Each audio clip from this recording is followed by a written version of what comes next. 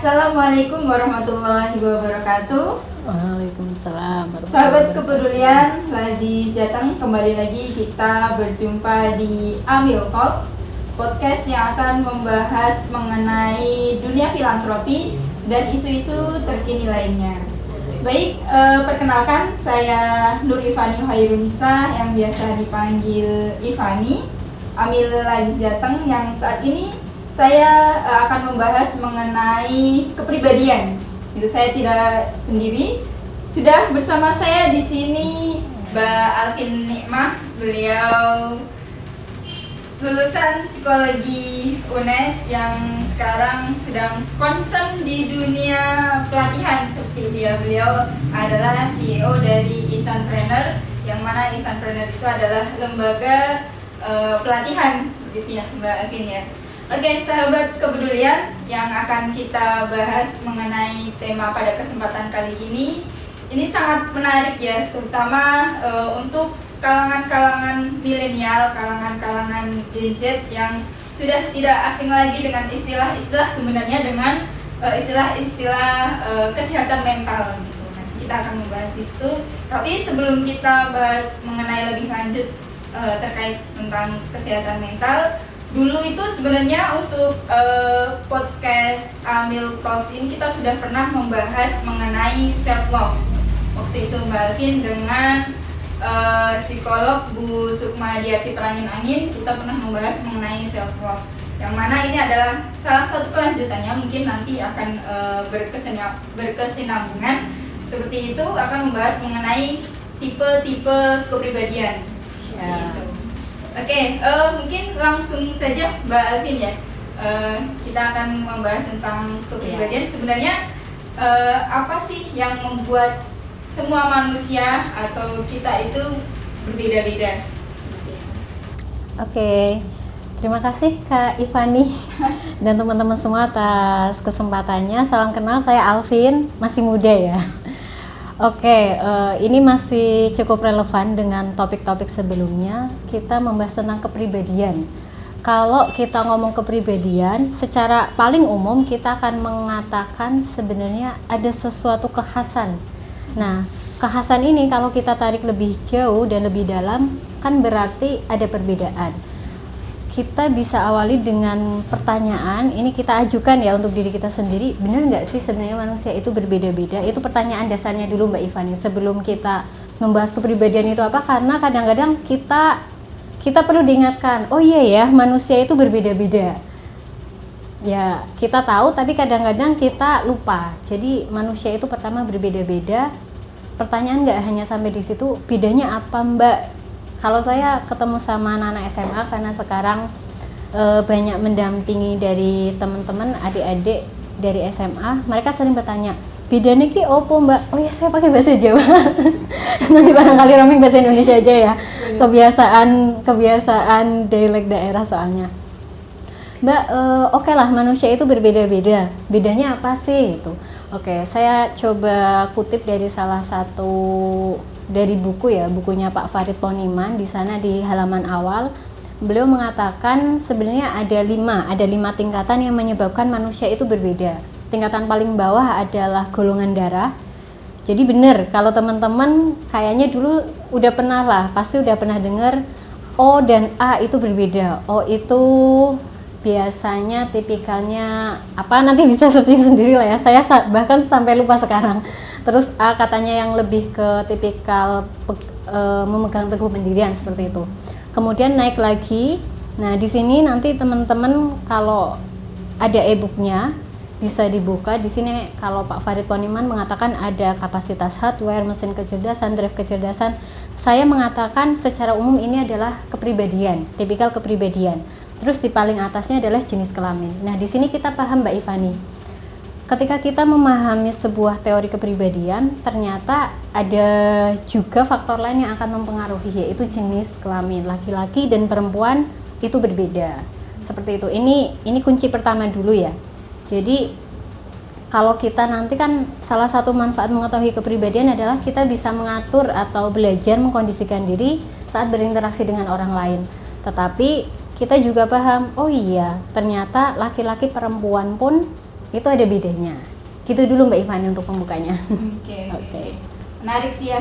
Jadi untuk kepribadian itu bisa dipengaruhi oleh tadi jenis kelamin, kemudian golongan darah. Betul. Tapi kalau untuk yang dua itu kan udah sejak lahir udah kita istilahnya sudah bawaan ya. Bawaan. Gak mungkin protes. Iya. Kita nggak mungkin protes, kita mau A, kita mau darah AB, itu kan nggak bisa. Betul. Nah itu ada nggak sih tipe kepribadian yang kita itu sebenarnya bisa istilahnya lebih bisa fleksibel, lebih dinamis seperti itu? Oke. Jadi tadi bener banget Mbak Ivani, kalau golongan darah dan jenis kelamin itu kan bawaan ya, sudah saklek lah, memang itu pemberitahuan. Nah, untuk hal yang bisa membedakan bermacam-macam orang, hal nomor 2 itu kan tipikal kepribadian tadi. Ini faktornya ada 2 Mbak Ivani dan teman-teman semua. Jadi pertama memang faktor bawaan lahir, ada tabiat ya di sana. Kemudian yang kedua adalah faktor lingkungan. Nah, faktor lingkungan di sini yang memang kabar gembira juga buat kita. Jadi ketika kita terlahir itu kita membawa potensi yang luar biasa yang bisa kita kembangkan. Salah satunya kali ya Mbak Ivani ya, langsung saya sambung. Kalau kita membahas tipikal kepribadian, saya berikan contoh, salah satu contoh teori yang membahas tipikal adalah DISC. D, dominance, influence, steady, dan S itu compliant. C itu compliant. Nah, tes ini atau teori kepribadian DISC ini sangat banyak di internet dan bisa teman-teman akses. Dan kalau menurut saya tes-tes seperti ini yang sudah banyak beredar di internet, dan DISC itu lumayan simpel ya, lumayan simpel maksudnya lumayan simpel untuk dipahami kita yang memang ingin mengetahui tanpa harus kuliah psikologi. Ya kalau kuliah psikologi, di psikologi banyak sekali teori kepribadian yang bermacam-macam, tetapi kalau DISC ini cukup simpel, gitu Mbak Ivani. Oke, tadi berarti mengenai DISC, tipe kepribadian yang dari tes DISC, berarti tadi ada dominance, kemudian influence, sama steady, sama compliant. Nah, kalau untuk ini Mbak Min, pengertian atau tipe-tipe dari DISC itu sendiri bagaimana? D itu seperti apa, I seperti apa? Mungkin sahabat kepribadian juga biar bisa menganalisis dirinya nih, tipe kepribadian yang mana? Iya. Oke Mbak Ivani, ini tak jelaskan sedikit ya, bukan jelasin sih, lebih menguraikan karena di mana-mana juga sebenarnya sudah ada. Yang agak berbeda nanti setelah ini agak mungkin nggak begitu banyak dibahas. Pertama D adalah tipikal dominan.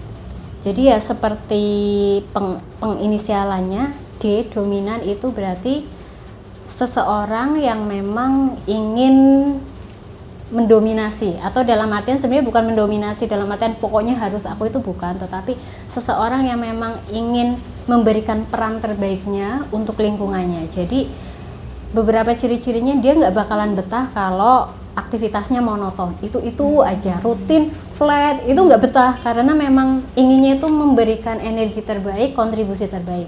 Jadi dia suka perubahan, suka tantangan, challenging, kompetisi, itu biasanya seneng tipikal D. Nah, memang salah satu sifat yang mungkin bisa muncul adalah dia biasanya itu agak bossy. Jadi inginnya mengatur, inginnya nyuruh orang lain, kadang-kadang dan cenderungnya itu pengen cepet. Ayo, dang, segera. Nah, itu yang D. Kemudian yang I, influence, kayak ya kita kan sekarang mengenal influencer. Jadi memang orang-orang tipikal influence ini sangat ekspresif, kemudian hebring, gembira, memang bawaannya gembira. Kalau ada masalah nggak begitu dipikir, jadi bawaannya itu gembira gitu, gembira, senang, dan punya keterbutuhan yang tinggi untuk menjalin komunikasi dengan orang lain. Nah, catatan di sini untuk orang-orang tipe I ini, Mbak Ivani, biasanya karena dia senang dengan orang lain, sangat mungkin dia kurang pandai mengatur prioritasnya. Misalkan lagi mau garap tugas, temennya datang, ayo yuk temenin beli bakso, aku lapar nih, ayo deh. Jadi langsung oke lah. Terus orang I ini juga biasanya cukup sensitif atau agak terganggu ketika temennya itu nggak merasa nyaman. Jadi misalkan dia nggak nemenin, nanti ih kok mesake misalkan, bahasa Jawa lagi kebiasaan. Jadi kalau orang yang I, dia memang seneng dan mengatur prioritasnya itu yang biasanya menjadi PR. Nah, D, I, kemudian sekarang S. S ini adalah tipikal penjaga damai. Jadi orangnya penjaga damai nggak mesti harus kalem, anteng itu enggak, tetapi memang lebih menyukai suasana yang kondusif, kemudian menghindari konflik. Kalau bisa ya kita damai aja lah. Damai dalam artian kita tidak bersinggungan, bersih terus seperti itu. Nah, orang S tantangannya kan sukanya kedamaian. Kadang-kadang itu terlalu santai. Jadi kalau ada tugas nanti dulu deh. Ngalir. Kadang-kadang untuk memunculkan motivasinya itu memang perlu energi yang cukup gede dari orang luar. Kemudian yang terakhir C, Mbak Ivani, DISC, C compliance. Ini dasarnya adalah tipikal pemikir. Jadi typical thinking ya. Dia ketika mengerjakan sesuatu berharap bisa mendapatkan hasil yang sempurna, perfect. Nah, akhirnya ya bisa kebayang ya, sempurna perfect berarti nanti biasanya temennya adalah etos kerjanya tinggi, terus detail seperti itu. Kekurangannya atau potensi kekurangannya adalah karena dia menuntut sempurna, dia akan cukup susah untuk menentukan sesuatu dengan segera. Jadi dia ketika mengambil keputusan dia harus pelan-pelan. Tetapi dia ingin apa-apa cepat, ingin apa-apa segera, apa-apa cepat, tetapi mengambil keputusannya dia akan cukup lama. Dan kadang-kadang dia agak kehilangan empatinya, karena inginnya kan perfect nih ya. Jadi kalau istilahnya di tempat kerja atau di sekolah mungkin ya udah tanyanya tugas. Kadang-kadang lupa tanya kamu gimana kabarnya, itu lupa kalau tipe C. Jadi gitu Mbak Ivani, 4 tipikal kepribadian. Bisa dideteksi masing-masing. Oke, silakan sahabat kepedulian semuanya, tadi yang sudah dijelaskan oleh Mbak Alvin mengenai tipe kepribadian dari DISC ya. Jadi kan kita manusia itu diciptakan berbeda-beda dengan kepribadian yang saya sebut sih unik sebenarnya, unik berbeda betul. Dan unik gitu. Nah terkadang kita memang ketika kita berinteraksi sosial, karena kita berbeda-beda itu kadang rawan yang namanya konflik. Betul. Nah itu misalnya bagaimana untuk kita kemudian, misal saya S, bagaimana saya bisa berinteraksi dengan orang kepribadian D. Itu kan S kan tadi bilangnya santai. Kok saya nyambungnya S jadinya api, saya kira es batu. Oke, silakan dilanjut. Ya misal tadi saya S dengan kesantaian saya, kemudian si D dengan si bosinya tadi. Itu bagaimana Mbak Alvin? Oke, siap Mbak Ivani dan teman-teman. Sebelum ke sana saya sedikit ruang lingkupnya dulu. Jadi pertama teman-teman, kepribadian itu apa sih? Tadi agak terlewat di depan. Ada begitu banyak teori ya Mbak Ivani. Salah satunya yang saya sepakat, salah satunya ya semuanya benar. Kepribadian adalah gabungan dari beberapa sifat atau trait yang nanti akan membentuk dinamika kepribadian, kemudian akan ikut mempengaruhi diri kita entah dalam memandang sesuatu, memutuskan ataupun berperilaku. Itu pertama tadi tentang pengertiannya. Jadi kepribadian tadi D misalkan, D itu tidak hanya terdiri dari satu sifat tapi berbanyak sifat. Ada item-itemnya, ada faktor-faktor yang mendukungnya. Pertama itu. Kemudian yang kedua, kepribadian itu tidak ada yang salah, semuanya benar. Karena kepribadian itu ya nggak ada yang salah ya. Jadi jangan merasa wah aku D, kok aku nggak nyaman ya dengan D misalkan. Ya kayak contoh yang lain misalkan introvert extrovert. Oke, introvert extrovert itu nggak berarti extrovert lebih tinggi. Kadang-kadang di antara kita masih menganggap extrovert itu lebih unggul gitu. Jadi sebenarnya itu punya potensi dan punya tantangannya masing-masing.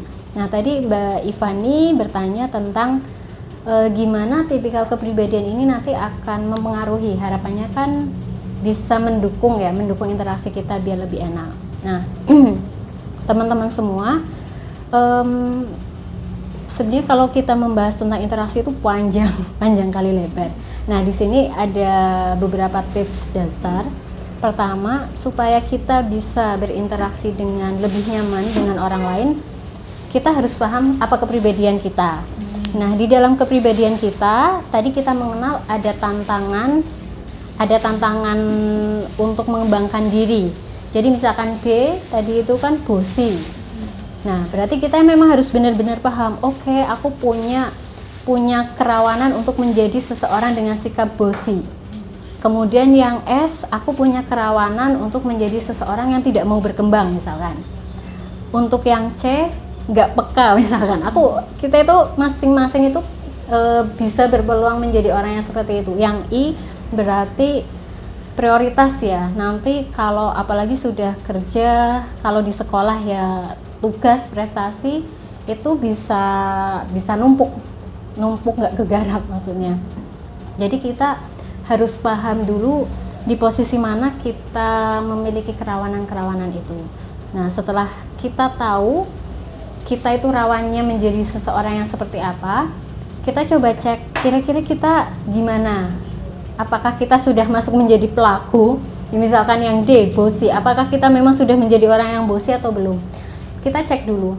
Tapi dengan tetap prinsip kita berusaha untuk mengembangkan potensi kita. Jangan sampai wah aku D, aku bossy, udah deh aku nggak usah ikut apa-apa. Itu juga kurang tepat. Misalkan S, aku katanya kalau S itu susah berkembang. Yaudah aku tak ikutin semuanya, tapi ternyata aku nggak nyaman. Itu juga kurang tepat ya. Jadi langkah yang pertama, pahami dulu kerawanannya, kemudian cek. Setelah itu kita niatkan diri untuk memang membangun diri kita dari dalam. Pertama itu dulu Mbak Ivani, karena kalau kita menuntut orang lain berubah kan kayak apa ya? Kayak berasa nunggu hujan di musim terang ya. Karena itu bukan faktor yang bisa kita kendalikan. Nah, yang kedua adalah di sini saya sediakan gambar. Apa nih? Menarik nih kayaknya. Ini ya, DISC sesuai pembahasan kita. Jadi tadi Mbak Ivani, kita memang tidak perlu memaksakan kita harus menjadi orang yang care dengan semua orang. Tetapi kita menjaga hubungan baik, tapi kita tidak harus benar-benar ngeklik banget harus menjadi bestie, itu enggak ya. Karena apa? Secara alamiah memang kita itu berbeda. Kalau grafiknya berseberangan, berdampingan sebelahan, itu masih nyambung. D sama I masih nyambung. Dia orang yang suka berkembang, teman sama orang yang suka main, oke lah, nggak apa-apa. Jadi main juga bisa aja berkembang gitu kan.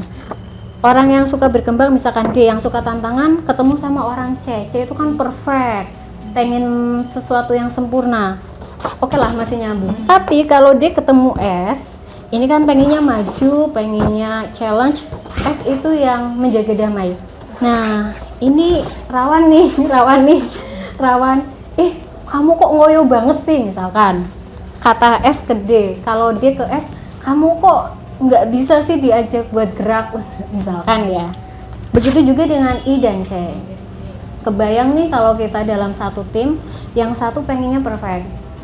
Undang yo, ayo kita serius nggarap supaya kita dapat pencapaian yang tinggi. Yang I nanti deh kita healing dulu misalkan. Kan nggak nyambung. I sama C itu nggak nyambung juga. Nah, jadi teman-teman, kita akan sangat asik ya Mbak Ivani ketika kita berinteraksi dengan teman-teman itu kita bisa nebak-nebak nih. Oh, kayaknya misalkan saya dan Mbak Ivani, kayaknya Mbak Ivani itu misalkan C. Oke. Misal saya I, oke. Berarti saya dan Mbak Ivani itu berpeluang untuk ini tak taruh ya. Berpeluang untuk adanya crash di sana. Jadi kita bisa saling memahami. Oke, ketika dengan Mbak Ivani saya coba menurunkan keinginan saya untuk selalu ekspresif, selalu senang-senang misalkan, dan supaya Mbak Ivaninya bisa tetap nyaman. Mbak Ivani ke saya karena tadi C itu juga bisa sedikit menurunkan standarnya karena orang-orang I itu akan kesusahan dengan standar yang tinggi dalam hal thinking ya. Biasanya seperti itu. Gitu teman-teman. Jadi pertama ketika kita bisa menebak, sebenarnya ini kan bisa banget ketebak ya dari ciri-ciri tadi. Oh, teman saya itu tipikal apa sih gitu. Nah, memang baiknya ya ketika kita berinteraksi dengan orang lain, kita bisa saling bertoleransi. Jadi semakin dewasa seseorang itu dia bisa memainkan peran. Hari ini ketika saya berinteraksi dengan orang D, saya coba memahami apa yang diinginkan orang D dan coba saya ikuti, tapi tanpa harus kehilangan siapakah saya. Ketika berinteraksi dengan orang C, saya paham dia inginnya seperti apa gitu. Jadi ketika itu dilakukan, itu bisa meminimalisir konflik, Mbak Ivan. Gitu kurang lebihnya. Ya, menarik ya sahabat kepedulian semuanya. Jadi tadi sudah dijelaskan mengenai pola interaksi dengan tipe kepribadian DIS. Biar kita itu bisa saling memahami, kemudian bisa saling mengerti dan untuk meminimalisir konflik. Mungkin bisa dijelaskan lagi ya tadi Mbak Alvin mengenai DIS ini. Sebenarnya bisa nggak sih atau ada kemungkinan nggak sih ketika saya tadi di tes kemudian dapatnya D, memungkinkan nggak untuk kemudian saya jadi I atau jadi C atau S? Oke, siap. Pertanyaan yang menarik Mbak Ivani. Sebenarnya kita biasanya punya dua hal yang memang cukup dominan. Yang pertama adalah yang sangat dominan, sehatnya ya. Yang kedua adalah opsi kedua adalah hal-hal yang memang secara nggak langsung kok kayaknya aku juga ini ya.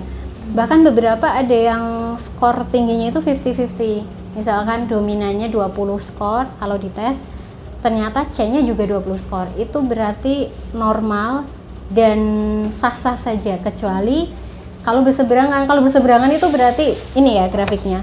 Kalau berseberangan hasilnya misalkan di tes D dan S, ini berarti ada sesuatu. Entah karena mungkin mengisinya itu kurang valid, kurang menggambarkan diri sendiri, atau memang ada sesuatu, ada something. Kalau masih berseberangan di sini ya, bukan berseberangan. Kalau masih opsi 1 dan opsi 2 itu masih satu sisi, itu sangat mungkin.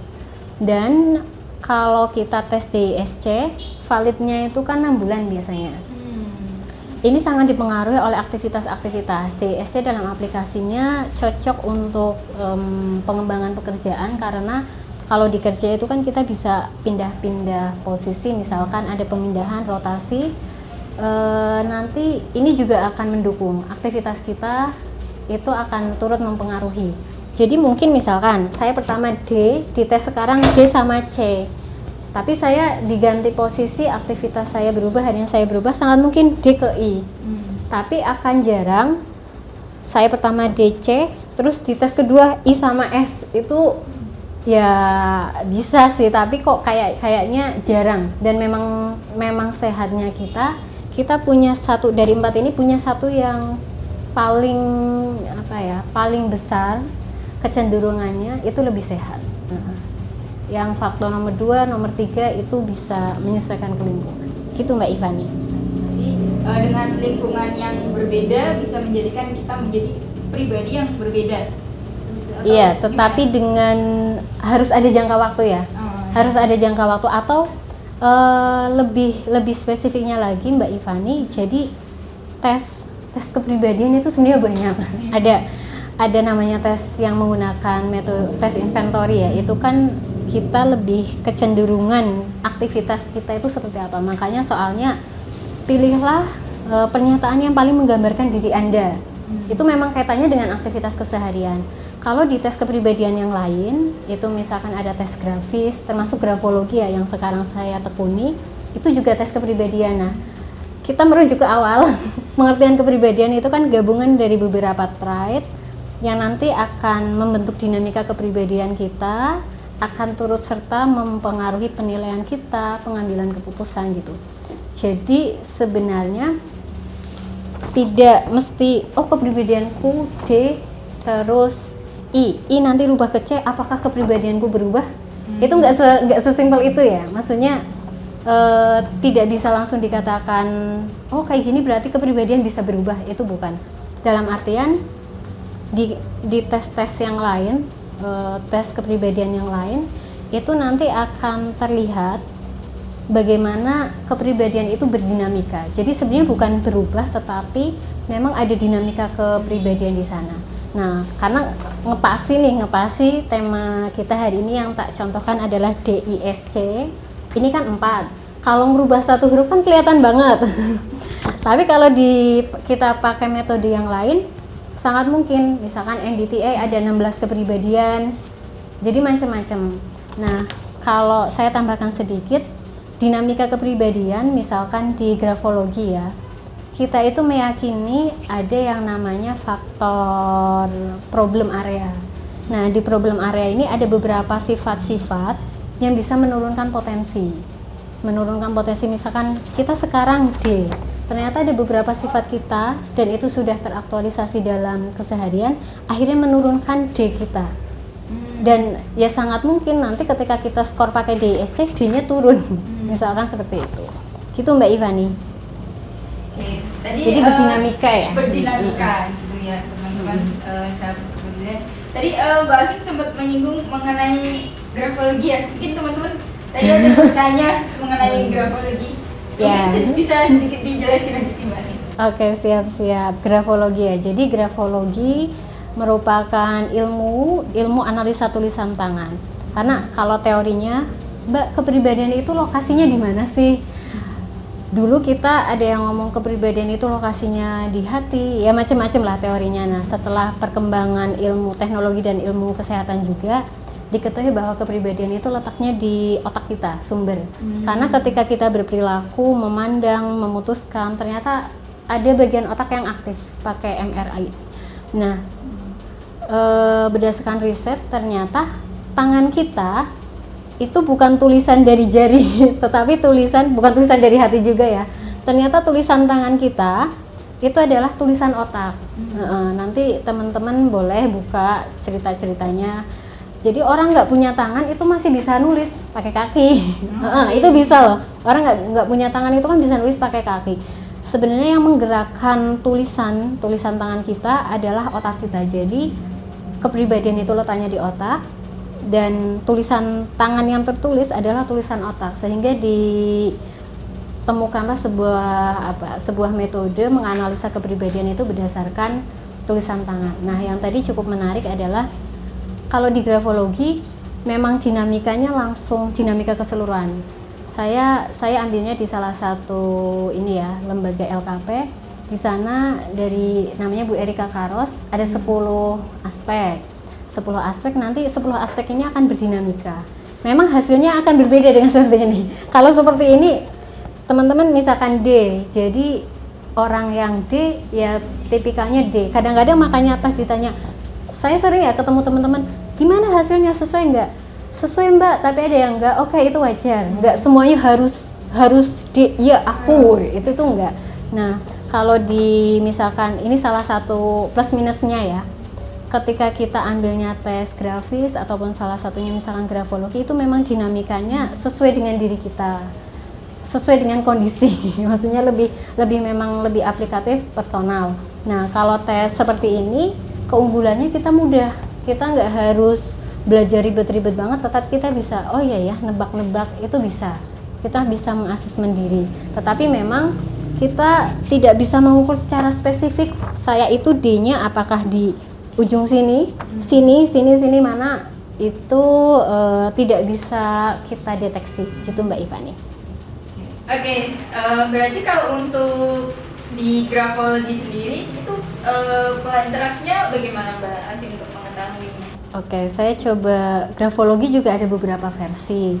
Yang saat ini saya pelajari adalah dari metode grafologi yang dirintis oleh Bu Erika Karos.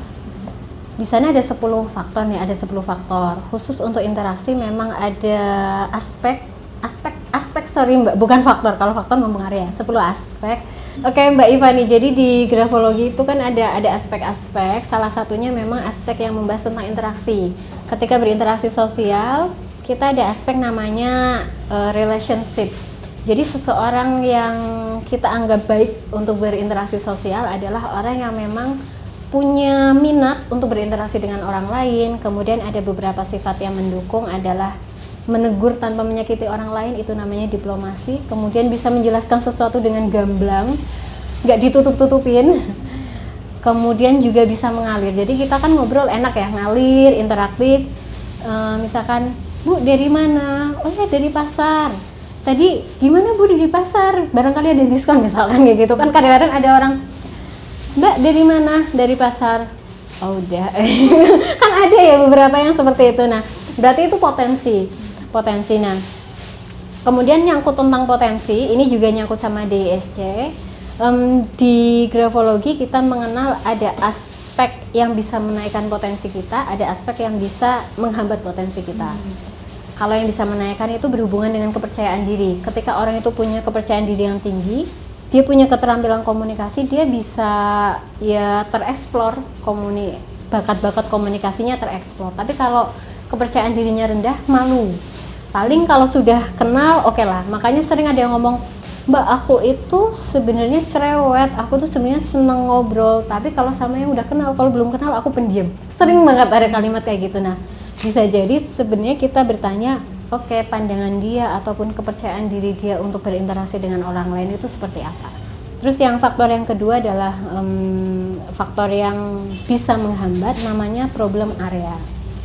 Nah problem area ini nyambung ya sama DISC. Tadi di DISC ini kan ada tantangannya ya Mbak Ivani tadi yang sudah bolak-balik kita bahas. Nah di problem area itu juga membahas beberapa trait yang bisa mempengaruhi potensi kita. Jadi misalkan potensinya 10, karena ada problem area yang muncul, sangat mungkin jadi 7. Apakah saja Mbak problem areanya? Misalkan di D, di grafologi kita mengenal namanya keras kepala. Sifat keras kepala, jadi keras kepala itu yang mendapat masukan rodok susah ya, misalkan. Ternyata ada di grafologi, oke, ketika tanda itu muncul, ya komunikasi kita dengan orang lain mungkin akan menurun ya kualitasnya. Kemudian ada misalkan di I ini kan influence ya. Sangat mungkin misalkan ternyata ada tanda-tanda mudah marah ketika berinteraksi, tersinggung mudah marah misalkan. Terus ada beberapa tanda yang lain misalkan memilih-milih teman. Jadi misalkan yang S ini kan tipikalnya adalah damai gitu. Bisa jadi temennya itu A B C, temennya 3 terus misalkan. Nah ada di grafologi juga kita ada tanda memilih-milih teman. Kemudian ingin mendapatkan perhatian, misalkan yang I tadi, kayaknya contoh saya yang I, misalkan ingin mendapatkan perhatian sehingga dia kadang-kadang itu melebih-lebihkan. Jadi aku pengen dilihat, ya entah gimana pun caranya, aku ingin mendapatkan perhatian, entah gimana pun caranya, misal dengan akhirnya bikin sesuatu yang mungkin secara norma itu melanggar, tetapi untuk mendapat perhatian itu oke lah, aku menjadi seseorang yang nggak apa-apa, supaya itu kan masuk dalam komunikasi juga ya, supaya kita bisa mendapat perhatian, tak bikin aneh aja. Itu bisa, itu juga bisa dibuka. Kemudian yang C misalkan, yang C kan tadi pengennya perfeksionis nih. Yang C itu jadi dia cukup misalkan ke masa lalunya karena mengontrol terus, apa-apa dikontrol, dia pengen perfect, oke, dia pengen nggak ada kesalahan sama sekali, jadi dia takut dipermalukan di depan umum, akhirnya dia mengontrol emosinya. Kalau dia ada sesuatu dia mungkin susah untuk disampaikan, ya akhirnya juga itu akan berdampak negatif. Kurang lebihnya gitu Mbak Ivani. Tapi kalau ini mungkin teman-teman juga penasaran juga ya. Saya juga penasaran. Sebenarnya apa sih sebenarnya fungsi dari kita mengetahui tes tadi Mbak, tes, itu tes DISC dan juga grafologi gitu. Apakah keuntungan atau manfaat yang kita akan dapatkan seperti itu? Oke, siap Mbak Ivani. Jadi teman-teman semua, kita sepakat ya, kalau tes psikologi, kita belajar kepribadian, itu bukan dalam rangka kita membuka aib, bukan juga dalam rangka menjudgment, itu bukan, tetapi kita semangatnya adalah semangat menemukan potensi kita. Istilahnya gini, Mbak Ivani mau ke, ini kan di Banyumanik, mau ke Tembalang, kan tinggal lurus lurus ke arah utara nyampe, nggak harus muter dulu. Nah, ketika kita menemukan potensi kita diharapkan menemukan pengembangan diri yang lebih cocok. Tadi kayaknya pembahasannya agak kurang lebar sih tentang pengembangan diri, tapi nggak masalah. Ketika kita menemukan pengembangan diri yang cocok, nanti sama aja kita sudah menemukan karpet merah, menemukan jalan terdekat, terefektif untuk menemukan kesuksesan kita, potensi kita. Ya tadi Banyumanik ke Tembalang berarti langsung lurus ke utara, nggak harus muter dulu misalkan ke Gunung Pati, kemudian ke manalah muter-muter ke daerah Jatingaleh, itu enggak. Jadi sama aja ketika kita mengetahui, pertama paham dulu, kemudian kita mengembangkan diri. Di situ potensi atau manfaat utamanya Mbak Ivani. Terus manfaat yang kedua, kita kan makhluk sosial. Jadi akan sangat terbantu ketika kita bisa membawakan diri dengan baik di tengah-tengah banyaknya manusia ini. Kalau kita ya nggak paham tentang tipikal kepribadian seperti ini, kita nanti akan bertanya-tanya, kok dia beda. Tapi kayak ada yang sama. Itu kan nebak-nebak berhadiah ya istilahnya. Nah, setelah kita tahu berbagai macam teori kepribadian, kita bisa mengklasifikasi lah. Misalkan contohnya ini paling gampang, oh kayaknya dia suka tantangan, dia juga suka tantangan. Oh kayaknya dia D nih misalkan. Oh enggak, dia sukanya itu main, healing. Oh bisa jadi dia I gitu. Jadi ketika saya berinteraksi dengan orang I itu lebih suka yang seperti apa sih? Apalagi nanti kalau masalah pasangan, wah ini menarik Mbak Iwani. Iya, kalau masalah pasangan itu ya saya udah menikah. Ternyata memang banyak cerita ya. Memang berbeda antara pasangan dengan bestie. Kalau pasangan itu kan lagi capek, lagi seneng, itu ketemu. Kalau sama bestie, apalagi teman-teman yang sekolah, yang kuliah, semester awal itu banyak banget pilihan. Kita mau berteman sama siapa itu banyak banget pilihan. Biasanya kalau udah skripsi nih, temennya tinggal 7, tinggal 5 itu kalau udah masa-masa skripsi. Nanti kok temanku itu lagi, itu kalau udah skripsi. Tapi tetap ada batasan kalau temen itu. Walaupun sekos misalkan, tetap kita punya privacy. Tapi kalau dengan pasangan itu kan memang cukup berbeda ya, cukup berbeda interaksi dan intensitasnya. Jadi harapannya memang dengan kita mengetahui tipikal kepribadian, dengan pasangan kita bisa saling mengukur ego, menurunkan ego, memahami. Untuk bisnis juga bisa, misalkan kita memainkan service excellent, kita paham seseorang itu ingin diperlakukan seperti apa. Untuk berteman tadi juga udah banyak ya, itu sangat bisa. Terus apa lagi ya, banyak sih Mbak Ivani, itu minimalnya itulah. Oke, sahabat kepedulian, sebenarnya untuk pembahasan mengenai kepribadian ini sangat luas sekali, apalagi dengan banyaknya psikotes yang sudah berkembang saat ini ya Mbak Alvin ya, dengan betul. Tadi yang kita bahas secara spesifik itu ada dari SC, kemudian tadi kita menyinggung sedikit juga tentang grafologi seperti itu. Jadi saya mengingat dengan pernyataan dari seorang psikolog seperti itu, saya lupa tadi itu. Kan kalau dari tes tadi adalah induknya dari psikologi gitu ya. Iya, memang awal mulanya. Sedangkan psikologi adalah ilmu yang memahami mengenai perilaku manusia. Jadi ada istilah nih yang kalau seandainya semua orang itu mempelajari tentang psikologi, dunianya akan damai. Karena saling memahami seperti itu. Memahami dan diaplikasikan ya. Betul. Oke, sahabat kepedulian semuanya, kalau seandainya memang untuk diskusi ini akan ada part keduanya, silahkan bisa komentar di kolom komen gitu ya. Nanti akan kita bahas lebih lanjut mengenai DISC, grafologi maupun topik-topik yang lain juga mungkin ya Mbak Ivani. Topik yang lainnya yang kekinian yang berkaitan dengan apapun mental health. Mental health.